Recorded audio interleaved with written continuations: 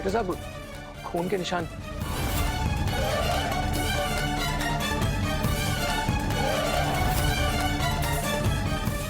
Divya madam. Divya, इस evidence को संभाल के रखो।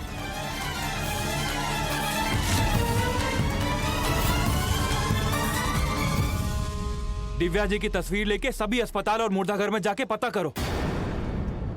इंस्पेक्टर साहब। Okay sir. दिव्या को ढूंढने के लिए मुर्दाघर जाने की कोई जरूरत नहीं है। हमारी दिव्या बिल्कुल सही सलामत है, और अगर आपकी टीम से नहीं हो रहा है तो आप मुझे बताइए, मैं दिव्या को खुद अकेले ढूंढ लूंगा। देखिए, स्टैंडर्ड प्रोटोकॉल है। स्टैंडर्ड प्रोटोकॉल का क्या मतलब है?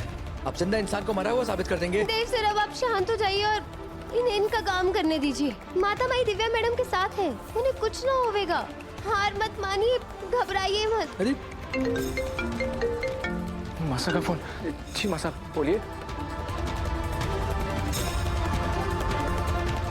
क्या? क्या मासा? तुम्हारे दिल ने एक बार भी तुम्हें नहीं रोका, तुम्हारी आत्मा ने एक बार भी तुमसे सवाल नहीं किया। तुमने गलती नहीं, पाप किया है, और इस पाप की हमारे पास तुम्हारे लिए कोई माफी नहीं है। तुम तो चले गए ये कहकर कि वसुधा तुम्हारे लायक नहीं है। तुम्हें अंदाजा भी है, तुम्हारे एक फैसले से एक बेबस बाप की जान जाने वाली थी। अगर उस दिन हनुमंत ने खुद को आग लगा दिया होता तो हम सच कह रहे हैं, अगर पाताल से भी ढूंढ निकाला पड़ता तुम्हें तो हम ढूंढ निकालते। मैं अपने किए पे बहुत शर्मिंदा हूँ। नहीं माधव, अब इस शर्मिंदगी और माफी का कोई मोल नहीं। तुमने एक बाप और बेटी की आत्मा को रुलाया है।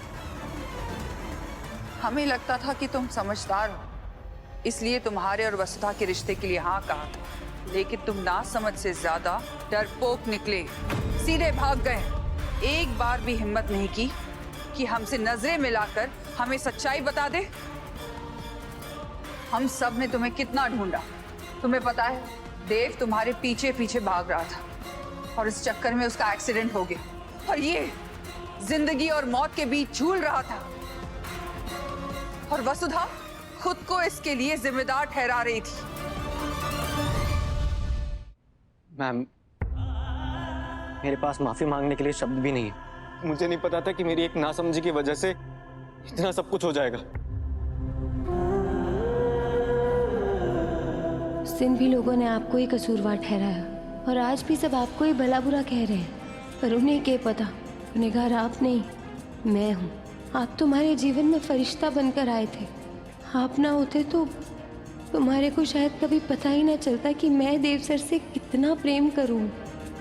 आप बुरे ना बनते, मैं आज अपने सासरे में अपने धनी के साथ न रह रही होती। माधव, मारे को एक बात बताओ, भाभी सा ने थारे से पूछकर ही थारी शादी तय की थी ना वसुधा से? तो फिर ऐसे ऐन वक्त पर दुम दबाकर कैसे भागे, और ऐसे भागे कि कोई आता पता भी ना लगा? कहीं दिव्या ने किडनैप करके बचाना थारी प्लानिंग तो ना थी, ताकि वापस तुम इस घर में घुस सको? काकी साहब प्लीज, कभी तो सोच समझ कर बोला कीजिए। माना कि माधव से गलती हुई है काकी साहब, लेकिन फिर भी वो आपकी सोच जितना नहीं गिरेगा। विनाश जी,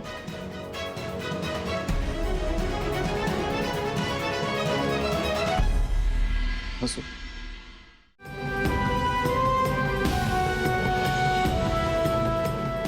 बाबू साहब, मैंने आपको बहुत दुख पहुंचाया है। माफी तो शब्द ही बहुत छोटा है। आपने मुझे बाबू साहब कहने का हक दिया और मैं उस हक का मान नहीं रख पाया। मुझे माफ कर दीजिए बाबू साहब। माफ कर दूं? क्यों क्यों माफ कर दूं? तुमने मारे को जो दुख पहुंचाया है ना, उसके लिए तो मैं थारे को दोषी माने ही ना हो। लेकिन थारी वजह से हमारी बेटी की आंखों में आंसू आए। समाज के तानों ने उसका जीना मुश्किल कर दिया। उसके दुख के लिए मैं थारे को कैसे माफ कर दूं? हमने तो सब कुछ सच सच बताया ना, फिर थारे को इसके नौकरानी होने पर अचानक क्यों ऐतराज हुआ? रिश्ता पक्का हुआ, सगाई हुई, रस्मों से पहले न जाने तू कितनी बार हमारे घर आया गया, फिर क्यों अचानक ये सब? तूने सही बोला, मैंने थारे को बाबूसा कहने का हक दिया, अपनी बेटी की जिंदगी से खेलने का हक नहीं। थारे को एक बाप की हाय मिलेगी, माफी नहीं। बाबू साहब, मैंने उस दिन जो कारण बताया था वो असल में झूठ था।